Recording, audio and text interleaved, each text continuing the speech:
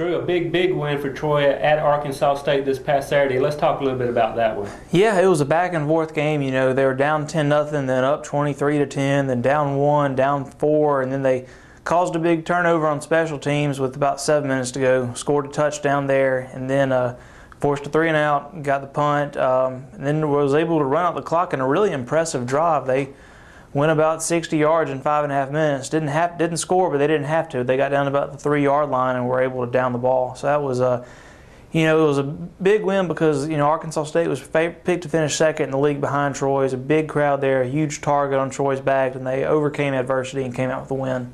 And for the second game in a row, they'll be in Sun Belt Conference play against Middle Tennessee, which has really become a rival game for them since they've been in the Sun Belt Conference. And this is a good Middle Tennessee team coming in, one that scored a lot of points. And, of course, with Tony Franklin leading the offense, he's done a great job since getting there. Yeah, this is a team that's really impressive to me. They're 3-1. Tony Franklin, the former Troy and Auburn offensive coordinator, landed on his feet at Middle, has done a great job, had some talent that he, coming into Middle that he didn't have with Troy. So they've been able to get off to a good start. They won at Maryland. They scored a lot of points on Memphis and just won a conference game at North Texas last weekend. So, they got a little quarterback in Dwight Dash who's kind of similar to what Troy used to have in Omar Hagabook. So it's I think the winner of this game is probably going to win the Sun Belt Conference, even if it's by a tiebreaker later in the year. But I really think this is, ESPN got lucky. They couldn't have picked a better game.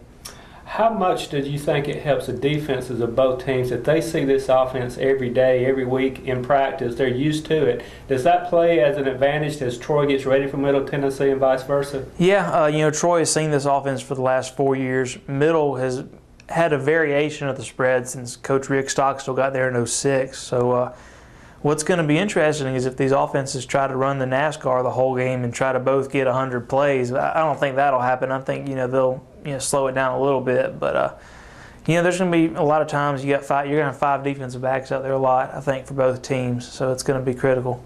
I know Troy has had trouble really running the ball so far this year. What about Middle Tennessee with their running game? Well, their best running back is a guy named Philip Tanner, but he's injured and out for a few weeks, so they're kind of in the same boat. Troy, the last 2 weeks, they've run the ball a lot better. They just haven't run it as much because Levi Brown's been throwing so much and doing so well.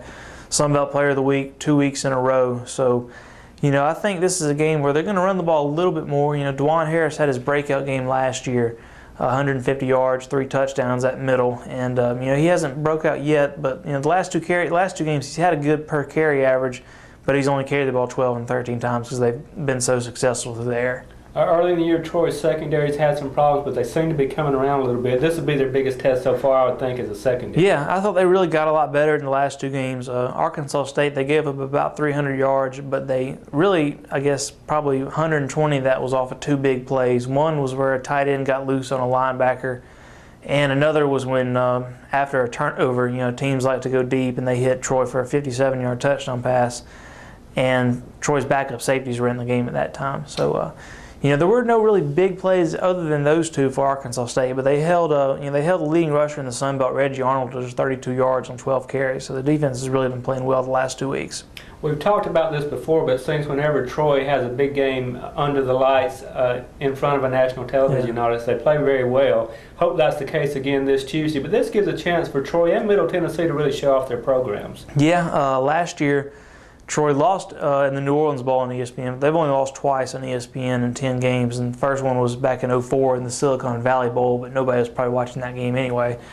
Middle Tennessee won last year on a Hail Mary to beat Florida Atlantic on an ESPN game the week before Troy went down to Florida Atlantic. So, it's going to be a great game. A lot of people look down on the Sun Belt just because they're not a big-time league, but I think if you're a real college football fan and you like to watch football any night of the week, I think Tuesday is going to be a great night for it. All right, Troy and Middle Tennessee, Tuesday night on ESPN2.